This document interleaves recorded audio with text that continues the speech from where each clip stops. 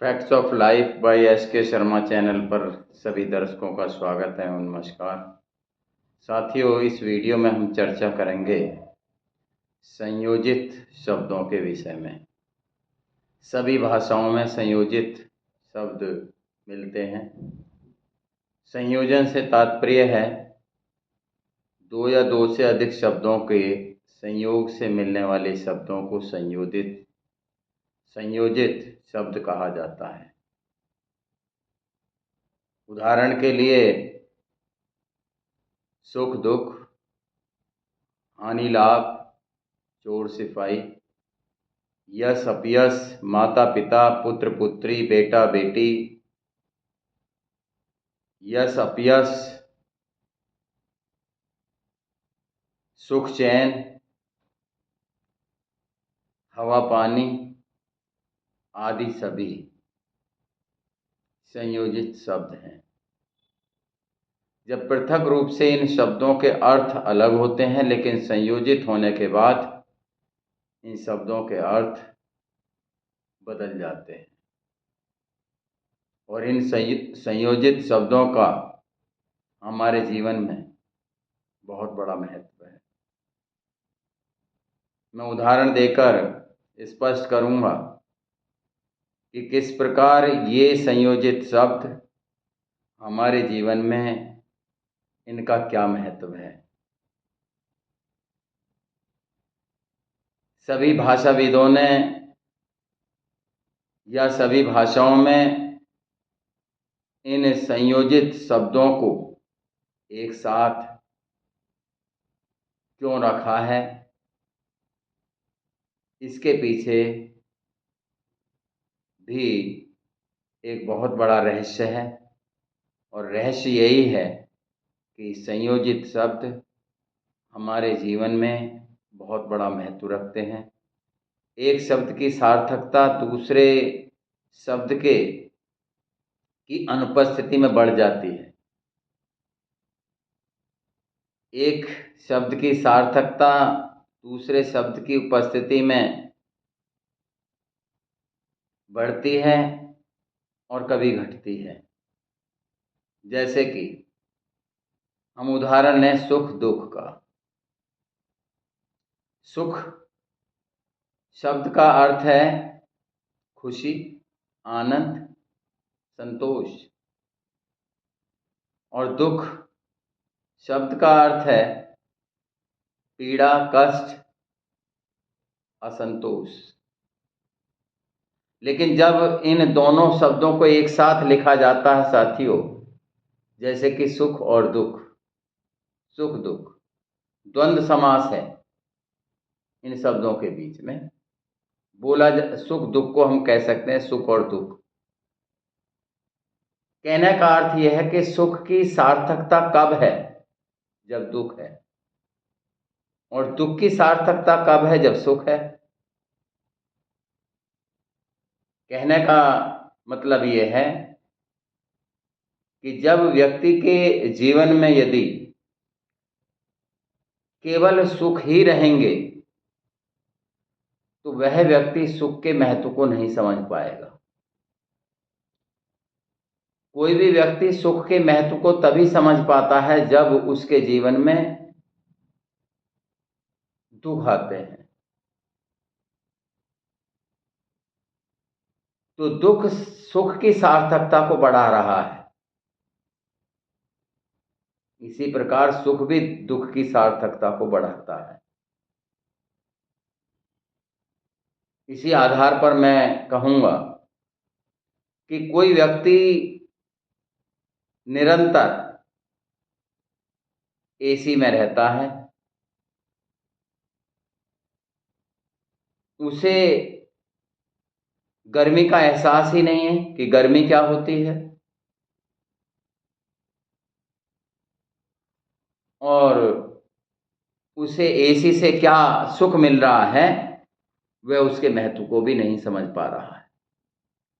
लेकिन कोई भी व्यक्ति जो बाहर गर्मी में धूप में से आया है और जब वो एसी में बैठता है तब वह एसी के महत्व को समझ पाता है।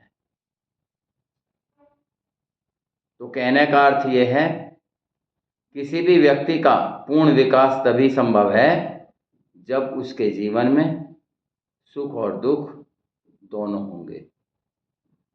यदि केवल सुख रहेंगे तब भी उसका पूर्ण विकास संभव नहीं है, और यदि उसके जीवन में हमेशा दुख बना रहेगा तब भी उसका पूर्ण विकास संभव नहीं है। उसी तरीके से चोर सिपाही, चोर वह व्यक्ति है जो चोरी करता है, नियम और कानून को तोड़ता है, गुप्त कार्य करता है, उस व्यक्ति को हम चोर कहते हैं। सिपाही कौन है? सिपाही वह व्यक्ति है जो नियम और कानून को नियंत्रित करता है और नियमित करता है। कंट्रोल एंड रेगुलेशन सिपाही के हाथ में है।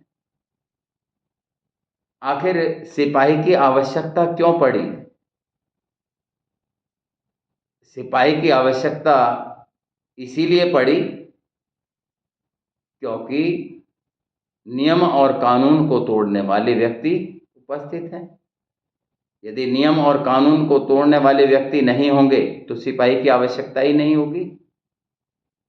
तो चोर ने, नियम कानून तोड़ने वाले व्यक्ति ने सिपाही की सार्थकता को बढ़ा दिया। यदि सिपाही नहीं है तो हम कह सकते हैं कि नियम कानून तोड़ने वाले व्यक्ति भी नहीं है, जो कि असंभव है। यदि सिपाही की संख्या घटती चली जाएगी तो ये समझिए चोर की भी संख्या घटती चली जाएगी। यानी कि जब नियम कानून तोड़ने वाले नहीं होंगे तो सिपाही की आवश्यकता भी नहीं है, और वह स्थिति राम राज्य की होती है जो कि असंभव है। कहने का मतलब कि चोर ने सिपाही की सार्थकता को बढ़ा दिया। इसी प्रकार माता पिता, माता पिता, माता कौन है? संतान को जन्म देने वाली।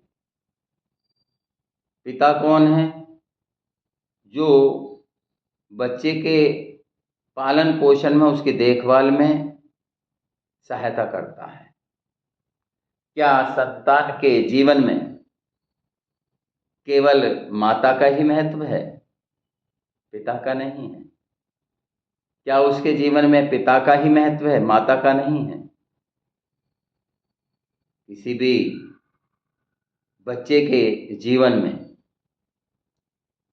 माता पिता दोनों का समान रूप से महत्व है।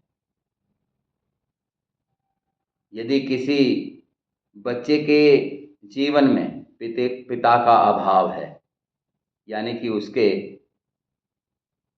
पिता की मृत्यु हो जाती है, तो सारी जिम्मेदारी बच्चे के पालन पोषण की, देखभाल की, माता की जिम्मेदारी बढ़ जाती है। लेकिन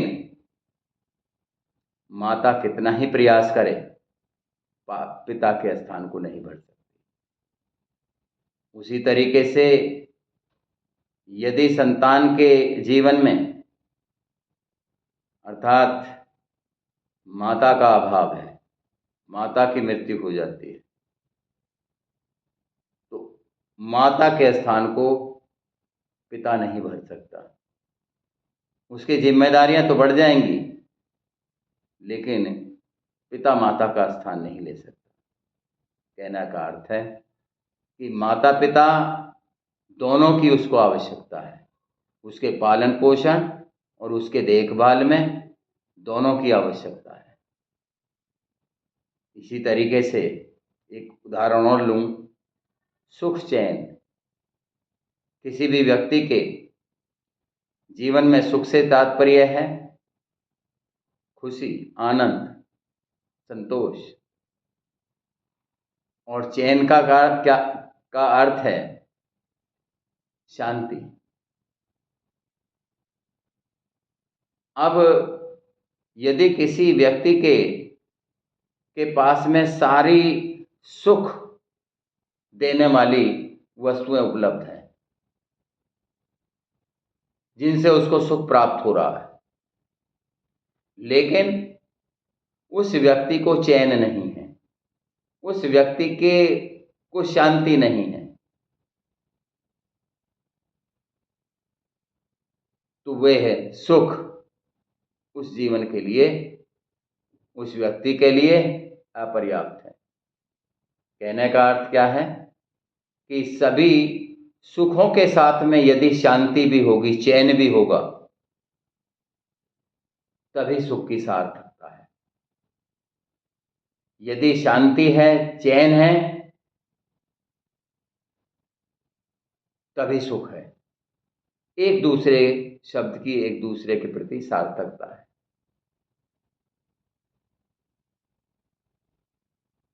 साथियों, ये संयोजित शब्द या तो एक दूसरे के विपरीतार्थक हैं, या इनके बीच में सकारात्मकता और नकारात्मकता का भेद है। लेकिन कुछ ऐसे शब्द भी हैं जैसे कि सुख, चैन, दोनों सकारात्मक हैं, दोनों का अपना अपना महत्व है। जैसे कि हवा, पानी, दोनों शब्द सकारात्मक हैं, और ये दोनों शब्द हवा, पानी क्या बताते हैं कि व्यक्ति के जीवन के लिए हवा का भी महत्व उतना ही है जितना पानी का, और पानी का भी महत्व उतना ही है जितना हवा का। हवा और पानी, किसी एक के अभाव में जीवन संभव नहीं है। बारिश की बूंद हवा और पानी दोनों से मिलकर बनती है। तो कहने का मतलब यही है कि जितने भी संयोजित शब्द हैं, ये संयोजित शब्द व्यक्ति के जीवन को संतुलित करते हैं, व्यक्ति के जीवन में संतुलन लाते हैं। तो किसी भी नकारात्मक शब्द को हमें एक कष्टदायक शब्द नहीं समझना चाहिए। वह नकारात्मकता सकारात्मकता के प्रभाव को बढ़ाती है। यदि नकारात्मकता नहीं होगी तो सकारात्मकता का महत्व कम हो जाएगा। तो साथियों, मैं फिर एक बार यही कहूँगा कि इन संयोजित शब्दों को अपने जीवन में ढालें और शांति प्राप्त करें और अपना पूर्ण विकास करें। यदि साथियों ये वीडियो आपको पसंद आई है तो इसे सब्सक्राइब करें, लाइक करें, कमेंट करें, ताकि जल्द से जल्द जो भी वीडियो तैयार हो आपके समक्ष पहुंच सके। थैंक यू, धन्यवाद।